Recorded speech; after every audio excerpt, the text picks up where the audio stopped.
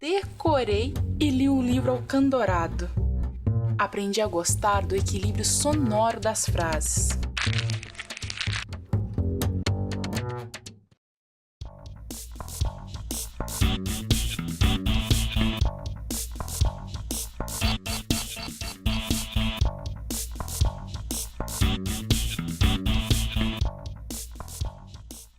O que quer dizer diz, não fica fazendo o que um dia eu sempre fiz. Não fica só querendo, coisa que eu nunca quis.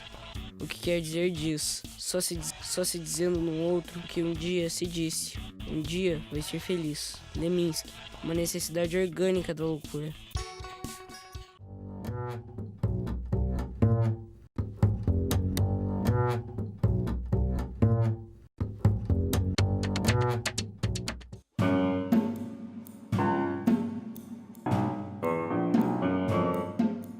Essa minha secura, essa falta de sentimento, não tem ninguém que segure. Vem de dentro. Vem da zona escura, de onde vem o que sinto. Sinto muito. Sentir é muito lento. Ele tem um jeito de escrever que é muito próprio, que hoje as pessoas começam realmente a identificar, mesmo sem saber a autoria de um poema ou de um texto, a gente já começa a assim, ser muito facilmente identificável por diversos fatores. Entre tantas possibilidades de inspiração que um poeta ou um escritor pode ter, Leminski o que mais o inspirava, a grande paixão dele era falar sobre a própria linguagem, sobre o próprio fazer poético.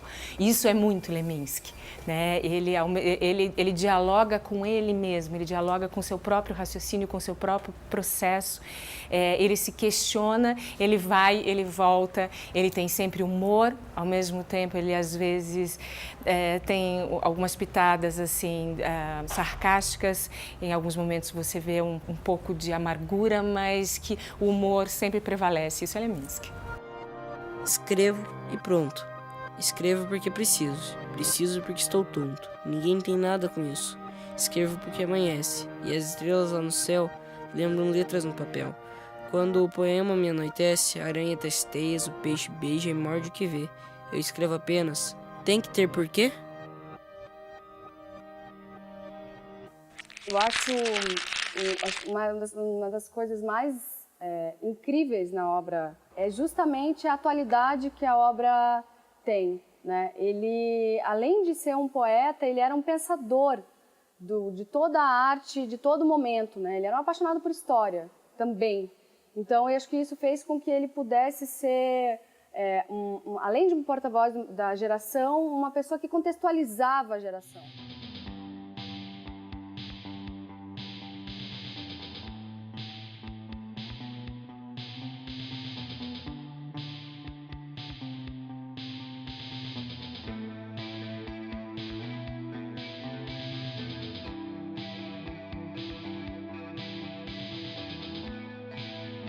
Não discuto com o destino, que pintar eu assino.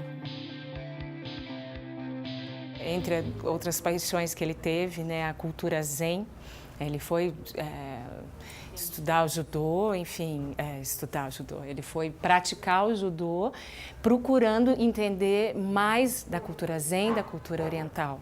Então, não era exatamente uma atividade física na vida dele, tinha um outro sentido, né? E isso é muito Leminski também, né? Sempre ter um outro sentido muito maior sobre as coisas.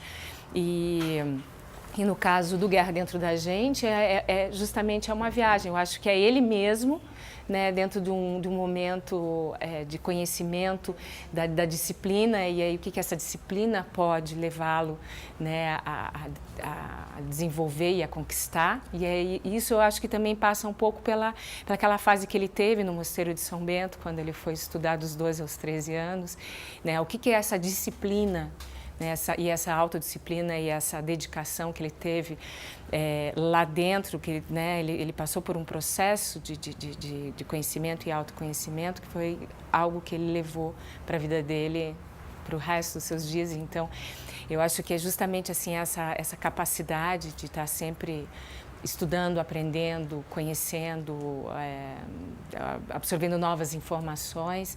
Eu acho que isso vem muito da disciplina do mosteiro, que tem muito a ver com a disciplina do Zen. É o menino que que passa a, conhecer, a se construir a partir dessa disciplina e do conhecimento do mundo. É a guerra dentro da gente, né? No fundo, bem lá no fundo, a gente gostaria de ver nossos problemas resolvidos por decreto. A partir desta data, aquela mágoa sem remédio é considerada nula e sobre ela, silêncio perpétuo. Extinto por lei todo remorso, maldito seja quem olhar para trás. Lá para trás não há nada e nada mais. Mas problemas não se resolvem, problemas têm família grande e aos domingos saem todos a passear. O problema, sua senhora e outros pequenos probleminhas. Eu enxergo um pouco por trás de tudo isso. Ele tem, historicamente, ele foi um seminarista, né? Ele foi para o Mosteiro de São Bento. E é muito maluco porque ele saiu de lá muito devoto a todas as coisas que para ele estavam Deus. Então ele foi estudar diversas religiões, né? Então em casa a gente tinha tudo.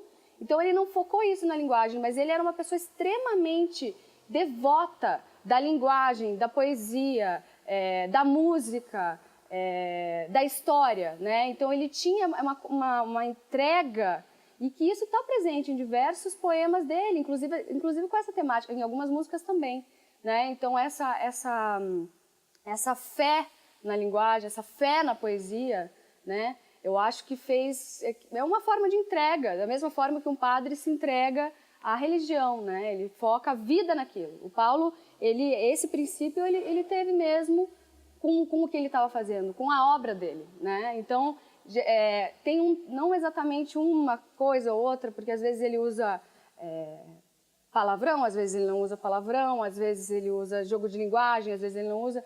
Então eu acho que tem mais algo que para mim é algo mais abstrato, assim, algo que está por trás disso, que é essa entrega mesmo. Aí geralmente a gente consegue reconhecer bem facinho.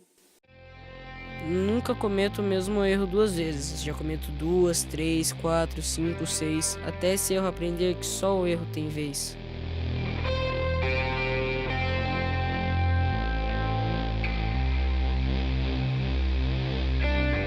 Ler Leminski hoje, acho que primeiramente pelo fato das pessoas estarem nesse momento assim de grande redescoberta da obra dele, é fundamental, até porque ele, a partir acho que de toda a poesia sendo reeditado pela Companhia das Letras, e aí as obras que estavam esgotadas voltam também às livrarias, enfim, no sentido, por exemplo, eu acho que dos estudantes, dos jovens, o que acontece? O Leminski vai estar presente mesmo nos próximos vestibulares. Ele está sendo comentado em sala de aula, vai começar a passar a ser exigido, assim como os outros grandes escritores já consagrados.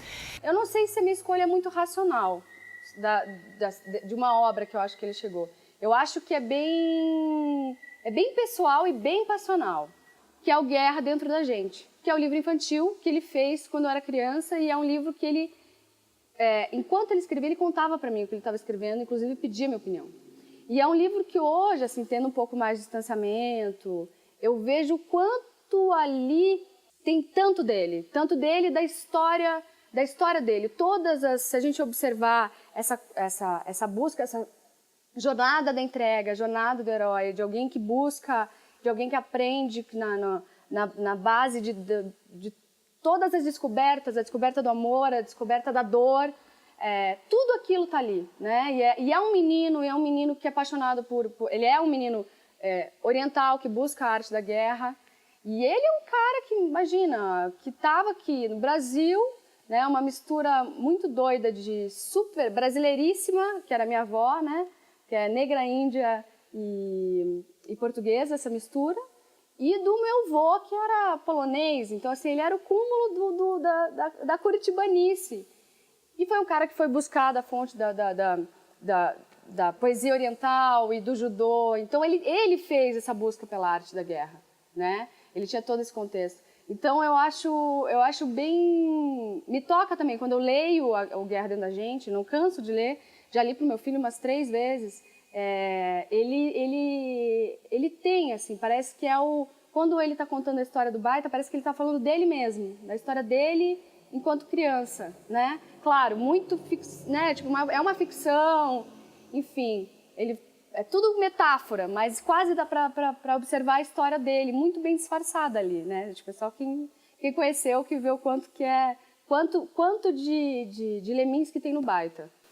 Por outro lado, tem que ler Leminski, porque Leminski é absolutamente atual, ele tem uma linguagem que hoje interage super bem com as redes sociais, é um raciocínio rápido, conciso, preciso, e isso é Leminski. Então, tem que ler Leminski por diversos fatores e que, assim, eu como filha dele, apesar de que eu tenho que ter um distanciamento até para estar falando por querer ler Leminski, mas, enfim, é meu pai, né? Então, tem que ler Leminski porque é fundamental. Eu acho que não só para mim, como tantas outras pessoas que se despertaram para a poesia, que se despertaram para a literatura a partir de Leminski, né? Eu acho que é um divisor de águas quem conhece a obra de Leminski.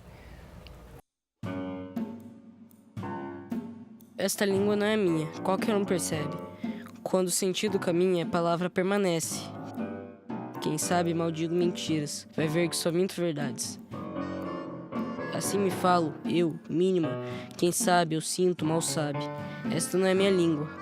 A língua que eu falo trava uma canção longínqua. A voz, além, nem palavra. O dialeto que se usa à margem esquerda da frase, eis a fala que me lusa. Eu meio, eu dentro, eu quase.